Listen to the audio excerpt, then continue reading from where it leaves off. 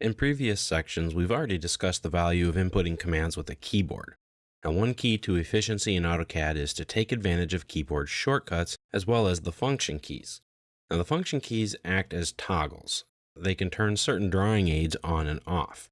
The two you will use the most often are the F3 and F8 keys. Now, the F3 key will toggle your running O-snaps on and off. If I have a rectangle drawn here, and let's say I want to draw a line, and I want to draw it right to the corner or the vertex of that line. Now you see that little glyph there? It is a little peachish colored glyph. That's an endpoint O-snap, a running O-snap, an object snap. It snaps you right to it. I can do that automatically because I've pressed the F3 key and it's toggled my running O-snaps on. O-snaps are drawing tools that force AutoCAD to draw objects to very specific places on another drawing object. We're going to talk more about these later on, but in short, O-snaps allow you to make sure you draw a line to the endpoint of another line. Now, there are other things too, like drawing to the middle, to a center point, etc. You don't have to guess or measure these points. AutoCAD will automatically find them for you and snap right to it. So if I press the F3 key, you can see in the command line that it's telling me my O-snaps are off. See that little glyph? It's not there anymore. So I don't know exactly where I'm going to snap to. I won't automatically lock in to that endpoint. But if I press the F3 key, it turns my O-snaps on, and now boom, it locks me right into it. I can go to any of these endpoints and draw exactly to it. Now the other one that you're going to use a lot is the F8 key. Now this turns on and off your ortho mode. Now this mode makes sure that you draw objects perfectly horizontal or vertical. So if I start my line command, pick anywhere on here, it doesn't matter. You can see I can draw this line at any angle that I want to. I'm free to do that. But if I press the F8 key, it locks in my line no matter where I put my mouse or the cursor. I just need to go left or right or up and down, above it. And it locks that line work in to being perfectly horizontal or perfectly vertical.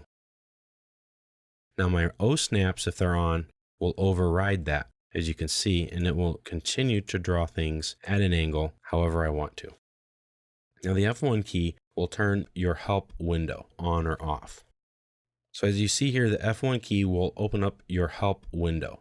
Now this gives you access to all the help files that can describe the different commands in AutoCAD. It's a great tool to find the commands you need or to get a better understanding on how they work. To close it, you can press the F1 button again or just close that with the red X button. Now the F2 button will open up your command line review box.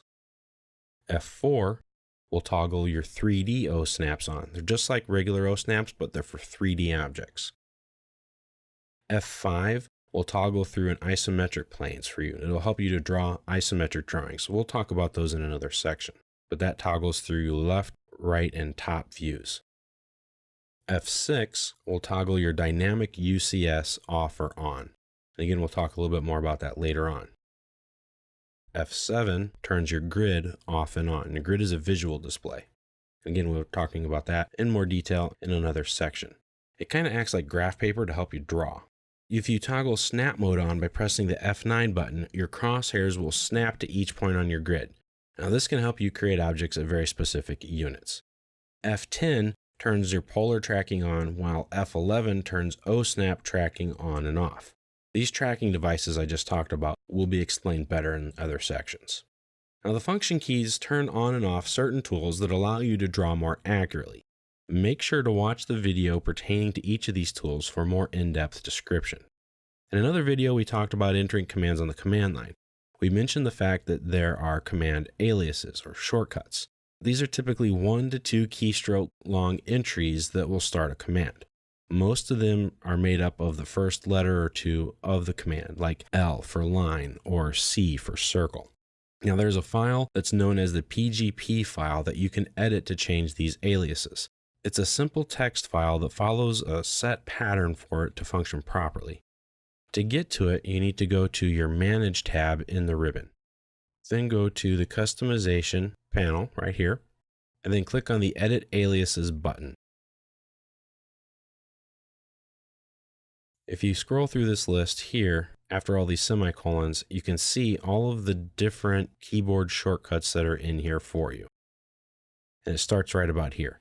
A lot of the other text that you'll see up here at the top that I've just scrolled through quickly just discuss kind of what's been going on. And this is updated for every release of AutoCAD. And you can see here if you want to change any of these is to just type in your shortcut followed by a comma, just space over until you get to this lines up in this nice column, type in an asterisk, and then the command that you want a shortcut for. Now you can edit any of these if you'd like to, like 3A for 3D array. I can change these right here if I want. I recommend that you don't change anything here. Keep the list intact for now until you learn AutoCAD and become more familiar with it. As you can see, the list is very long and there are a lot of them here. I've known a lot of people have actually printed this out and studied it until they've gotten used to it. Some of them have even made just a shorter list of the commands that they're going to use. If you are going to edit this, scroll all the way down to the bottom and put all of your custom commands down here. I suggest though that you probably limit the amount of the changes you've made here, because I think you're going to find that most of them aren't going to need to be changed, that a lot of them are going to work just fine for you the way they are. Once you're done, click Don't Save if you don't want to save it, or you'll have to click Save to save it. But for right now, I suggest you just leave it alone. But I wanted to show you where that file was so that you could actually look at it and get an idea yourself of what the keyboard shortcuts are. Maybe take some time to look through it and say, okay, yeah, now I kind of get the idea of what they are. And that might help you out to use them better on in the future.